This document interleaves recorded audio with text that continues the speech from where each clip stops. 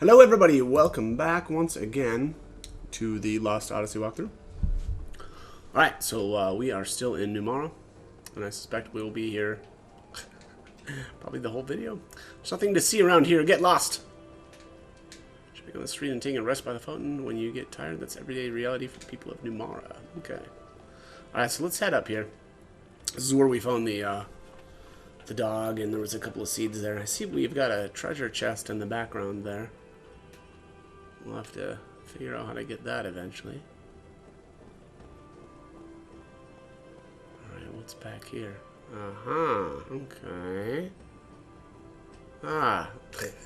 It appears that that is the, this is the treasure chest. Oh, no! We can't quite get there? Oh, there's another one. Okay. Never mind. Alright. Okay, slot seed obtained. Alright. Look at this. Is this the boyfriend waiting on the wrong gondola? Is that what's going on there?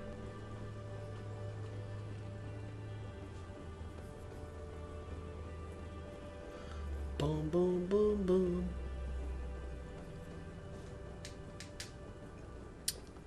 Okay.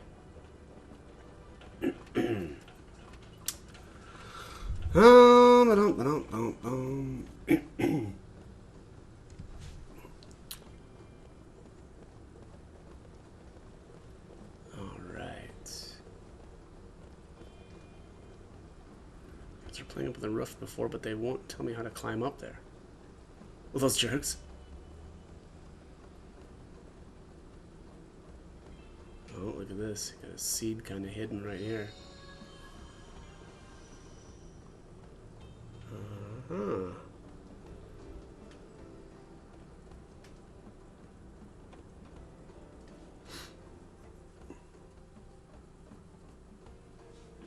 Oh, look at that. Ah, you found me. I thought for sure you'd never get me here. How the heck did you get in here? It was locked, wasn't it? Hee hee, well, hello there. Do you have the new key for me? Yep, my dad's busy, so I brought it over for him. Here you go.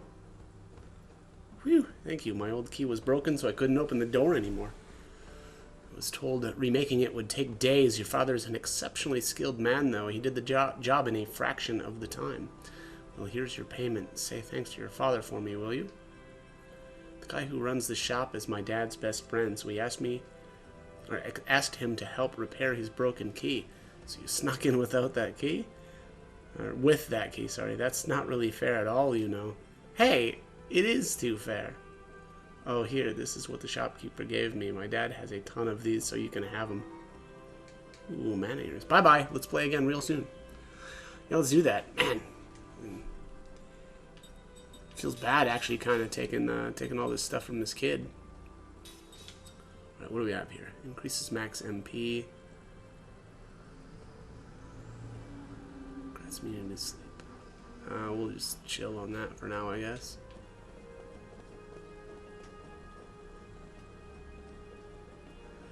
Excuse me, I'm afraid you can't enter this room. It is our administrative office. Well, I want to go back there, though, because it's got stuff. Nerds always pay attention to the little details. It's our style, and I just love the selection in this shop. Welcome. We have a wide selection to choose from, so please look around as much as you like. Okay. Looks like I've already got all this stuff, huh?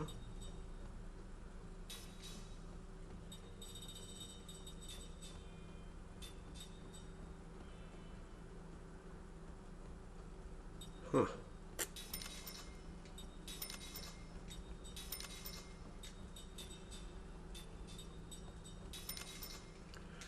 Okay.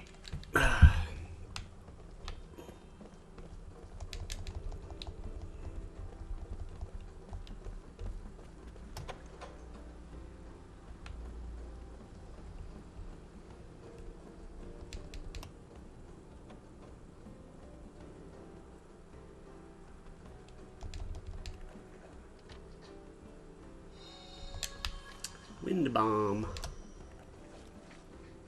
Alright, what do we have here? Got a new product in today. The customers all love how beautiful it is. I wanted to keep one for myself, but it didn't look like I'll be able to. Doesn't look like I'll be able to.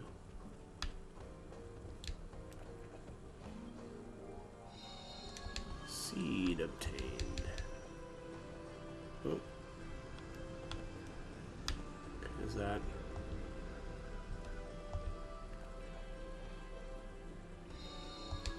Oh, there are those gale wings.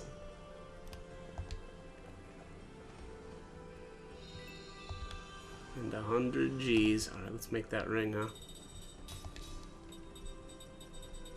Wind Ring Ultra. Alright.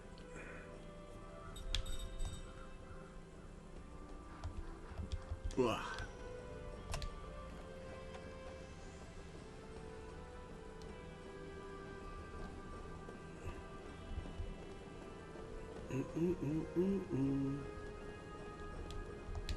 Alright, buddy, get out of there. This is strange. I'm supposed to meet my girl here, but she's nowhere to be seen. Yeah, you guys are on the wrong ones, buddy. Can I talk to him again? Is he just gonna say the same thing like his girlfriend? He's waiting with another. There we go. Oh crap! I did it again. Thanks a lot. I better get to her quick. Wait, what? You want me to get that box for you? Yeah, I'm sure. Won't be much trouble. Pretty shrewd of you guys.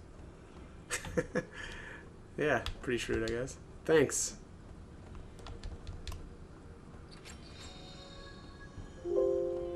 Shine obtained. Thanks for tipping me off. Hope she isn't too mad at me. Yeah, I mean, I don't know if that was, like, shrewd. We definitely, it seemed like you know, a fairly reasonable thing to ask somebody who we had just, you know, basically tipped off.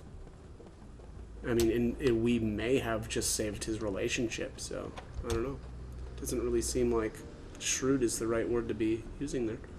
Alright, let's go back and talk to the girlfriend, I guess, huh? She was over this way. Maybe she can, similarly get a chest for us. Yeah, look at that. Well, I pulled off my gondola date, but it's all thanks to you. Oh, right, you wanted the box, right? Well, don't worry, I'm on it. Look at that. Look at that. Thanks, guys.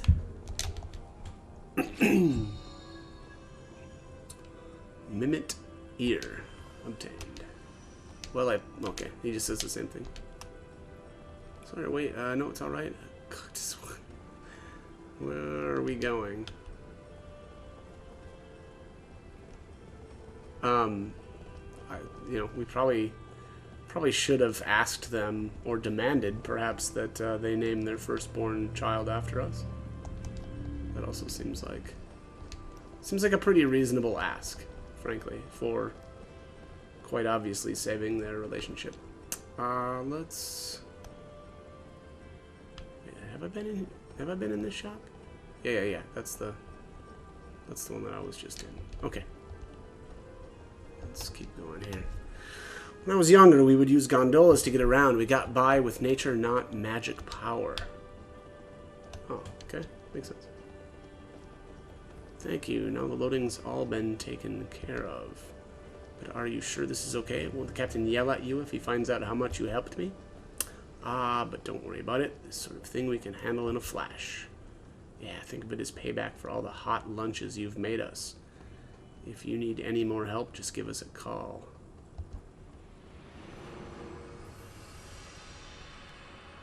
Kime recalls a memory that was locked deep within his heart. Okay. Dream has been revealed. Let's dream.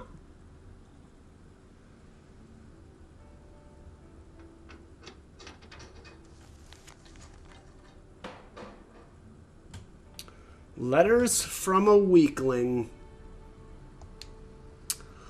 Once there was a woman who came from a foreign land to marry into an old family. Her husband was from a tiny village in the mountains, but he was working in a thriving harbor town abroad when he met and fell in love with her. At the time he asked her to marry him, his father in his home country collapsed and died, Being the eldest son in his family, the young man had no choice but to return to his homeland, taking her with him, of course. Her name was Mina. This was not a name used by the women of his homeland. Indeed, her name was not the only thing about her that was different. The color of her skin, hair, and eyes, and the language she spoke were all different. Had the young man's hometown been a harbor city where people of many different lands crossed paths, there would have been nothing unusual about this. In such places, there were any number of homes that welcomed foreign men and women into the family generation after generation. But this is about as deep as the country as you can get, the young man told Kime, sighing. On the night he made Mina his wife, Kime had rushed here all the way from the harbor town in the far country to attend the wedding. At the banquet, the young man had given Kime a look, and the two had slipped away from the festivities. They were standing in the garden looking up at the night sky. When the eldest son marries, his wishes are of no importance. What matters is family. The two families negotiate the engagement, and a bride is chosen who is acceptable to the groom's parents. That is how it was with my parents. And my grandparents did the same. I know what you mean, Kime said with a nod. Judging from the formal wedding ceremony, it was easy to imagine the highly conservative nature of the area, and just as easy to imagine that the relatives had not welcomed Mina into the family. Alex, Kime said to the young man. Yes, the young man answered, still looking up at the sky. You are the only one who can protect Mina, you know. I know that much, Kime. Mina is a wonderful girl. I know that too, of course. Three were good friends. Kime and Alex had worked together offloading ship at the same pier, and also together they had often gone to the neighborhood where Mina worked in an outdoor stall. Even now, Kime retains the bittersweet memory of Alex and Mina struggling to communicate in each other's languages. You know, Kime, Alex said that night under the sky, I think you sensed it too, but Mina was drawn less to me than to... Kime cut him short. Never mind, he said with a pained smile. Of course, Kime knew how Mina felt, and if he had responded to her feelings, she and Alex would not have been married here today. But Kime had held back. Instead, he had urged Alex to pursue his love for Mina and help the two come face to face. He felt no regrets about having played the part of an unlikely Cupid for them. Destined to continue his never-ending journey, Kime was unable to love Mina in return. One of Alex's uncles stepped out of the house drunk. Hey, Alex, what are you doing out here? He growled. The groom can't be absent from the reception. Sure, I'll be right there, Alex said, turning toward his uncle. Kime tapped him on the shoulder. Make Mina happy, Alex. Leave it to me, he answered with a smile. Come on, said the uncle. Hurry up, the groom's supposed to sit there the whole time. The entire family is here, and we're going to drink the night away. He grabbed Alex's hand and dragged him back into the house. The man was all smiles with Alex, but when he glanced at Kime, his borderline polite smile could not disguise the gleam of distrust in his eye for an outsider. Kime was sure he had noticed that same gleam, though perhaps not as openly displayed in eyes that alighted on Mina. So that was the kind of village to which Mina had come as a bride. You'd better make her happy, Alex, Kime called out again towards his friend's receding form. I'm counting on you. But now the uncle had his arm around Alex's shoulders. He was noisily monopolizing his nephew's attention. Alex never heard those words from Kime.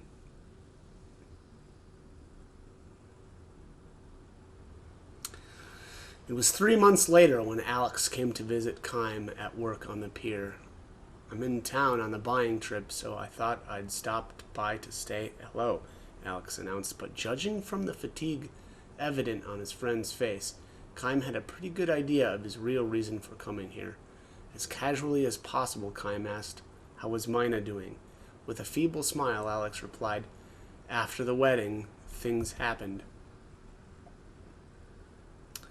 Mina had been accepted neither as a member of the family nor as a resident of the village. There were too many differences in daily customs and culture.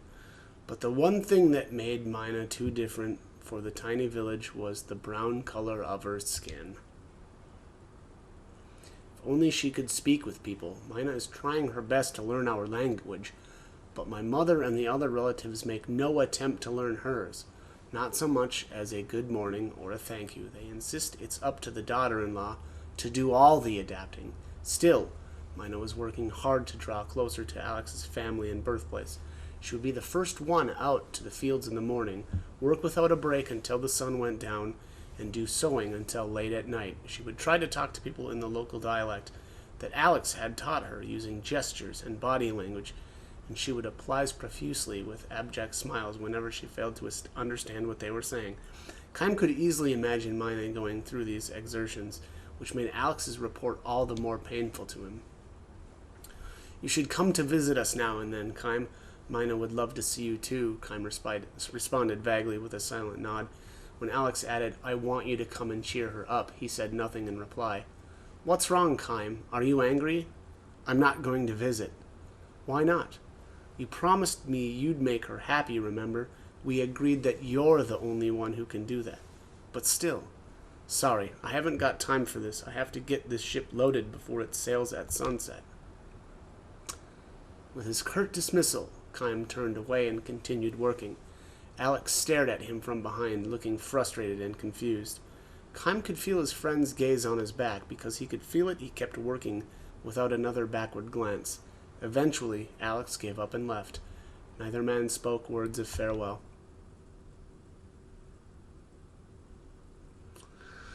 A year after the wedding, Mina gave birth to a son. The boy had brown skin like his mother. He had just started crawling when Alex visited Kime again. There was talk of a divorce, Alex said.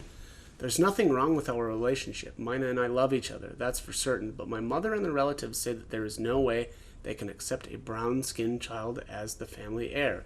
His existence supposedly harms the marriage prospects of my younger brother and sister too, so they want us to send the baby to Mina's family. It's gone that far. Alex had lost a great deal of weight. He was obviously living with much pain every day, trapped as he was between family and Mina. None of this made sense to Kime. However trapped Alex might be, as long as he was firm on what was important to him, there could only be one answer to his family's demands, and he should be able to arrive at it without anguish or confusion. I know how strong you are, Alex sighed, speaking to Kime's back as Kime went on hoisting huge, spine-snapping crates in silence. The longshoremen here are well paid for handling crates on their own, loads that it would take 3 ordinary men to lift. The daily wage was calculated by the number of loads each man lifted, so asking for help would result in a pay cut.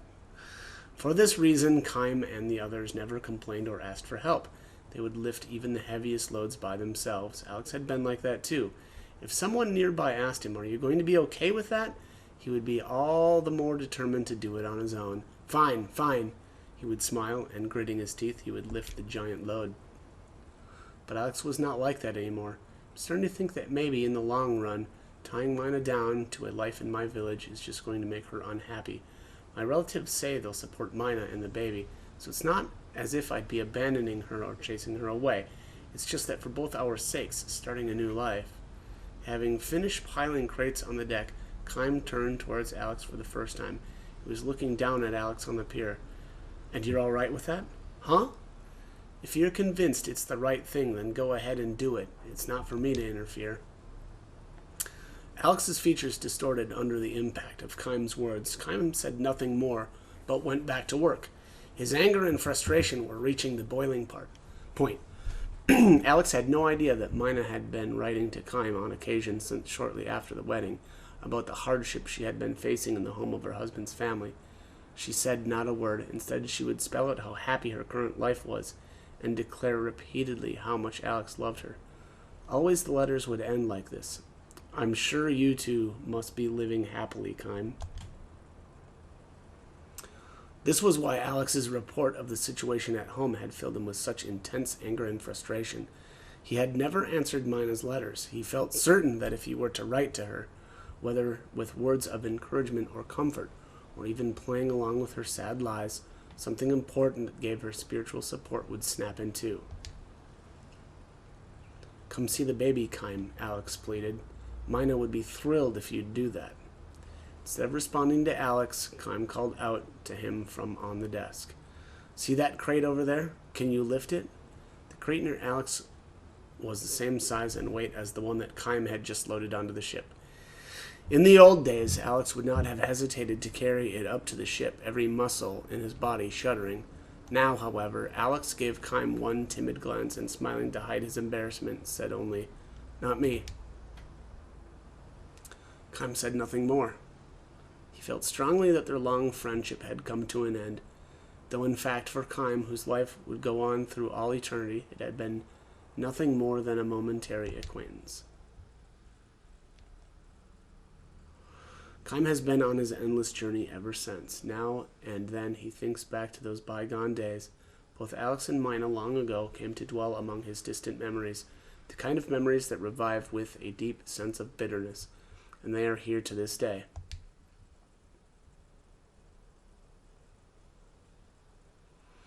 Alex made his third trip to see Kime a year after the baby was born. Having wasted away to a mere shadow of his former self, Alex stared vacantly at Kime, and his voice lacked all intonation as he announced Mina's death. She had killed herself, hanged herself in the barn.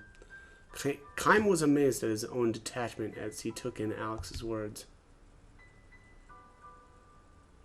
Mina's letters had stopped coming several months earlier. Either she no longer needed to spin those sad little lies about being accepted by Alex's family and was the townsfolk, or she had lost the strength to invent them anymore. In effect, it was the latter, Kime was learning now. To the very end, she could not make anyone accept her. My mother, my family, or the town, Alex said tearfully. She was all alone, finally, to the very end. Without a word, Kime punched Alex in the face. Alex seemed to know and accept the fact that the punch would be coming. He did nothing to resist or defend himself. The fist hit him full on and sent him sprawling in the road. Why? Kime demanded to know. Why did you say she was all alone? When Alex righted himself, he smashed him in the face again. Alex began coughing violently and uncontrollably. When he spat up a gob of blood, a broken back tooth came out with it. Kime knew well enough that Alex had been suffering too, that he had been engaged in a desperate struggle to do something about being trapped between family and wife. Otherwise, he would have never wasted away so dramatically from the brawny young man he used to be. As well as he knew this, however, Kime could not forgive him. He had promised, he had given his word, he would make Mina happy, he would protect her. Kime could never forgive Alex for failing to make good on his oath. Wiping the blood from his mouth with the back of his hand, Alex dragged himself to his feet. I know how strong you are, he said to Kime as he had once before, but this time his words took on a far sadder tone. But let me tell you this, Kime. My mother and my relatives and the others, their way of looking at things is not completely crazy. To live in peace and quiet in the country, you have to follow the country's special rules. It just so happens that one of those rules was not to accept a bride like Mina. I was born and raised in that village, and I know the village code, know it all too well, which is why I've been in such pain all these months. I'm a weakling, I suppose, in your eyes. I'm probably so weak you want to spit on me, so laugh at me, hit me. Despise me if you want to. Come on, hit me again.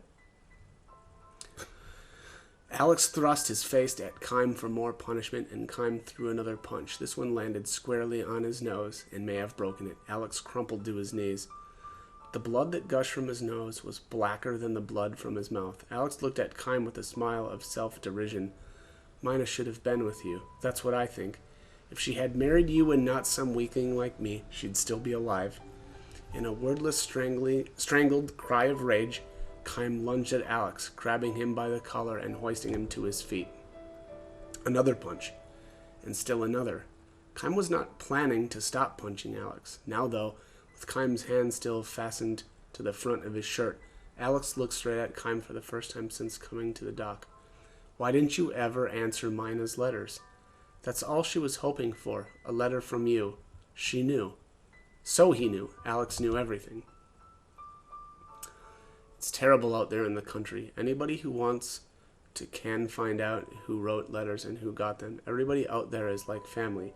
Everybody but Mina, that is. If Alex had wanted to, he could have quashed Mina's letters easily. Then, not one of her sad little eyes would have reached Kime. But instead, Alex had read the letters, resealed the envelopes, and sent them to Kime one after another. He had internalized Mina's sad little lies and started looking for Kime's answers even before she did. Kime stopped his fist in midair and asked, "How could I have possibly answered her?" "Why not?" Alex retorted. "You knew how trapped she was feeling. You must have known how much encouragement one word from you could have given her. But you were Mina's husband. Yes, that's true. But you were always the one deepest in her heart. I knew that, and because I knew it, there was only one thing I could do." "No, that couldn't be." Astounded, Kime lowered his fist as Alex said to him, "I wrote to her. I pretended I was you, and I wrote her letter after letter. Be strong, I told her. Keep your spirits up. I'll come to see you soon. You're too strong, Kime, so you don't understand the feelings of weak people. But I don't have that problem. I'm weak. I understand how a weakling like Mina felt." Alex cried, the blood streaming from his nose and mouth.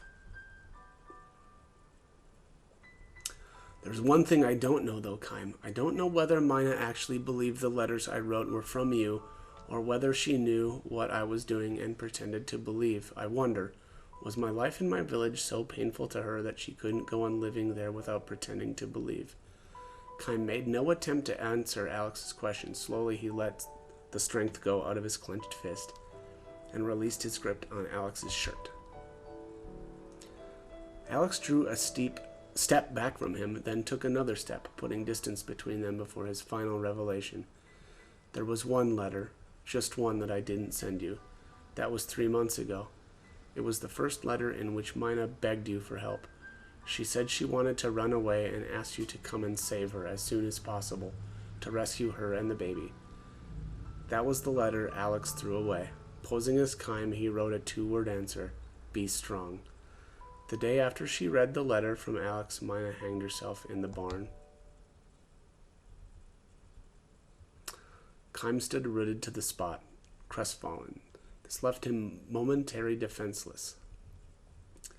Alex shot his fist at Kime's solar plexus, though his feeble blow could hardly be called a punch. The pain it inflicted might have been greater for Alex's own fist than for Kime's superbly conditioned muscle. "What an idiot I was. Be strong? Such words might have meant something to somebody like you, but to burden a weak person like Mina with them, no, they could only break and crush her." Alex gave another tearful, self-disparaging smile and thrust his face toward Kime. "So hit me. I don't give a damn. Hit me all you want. Beat the hell out of me.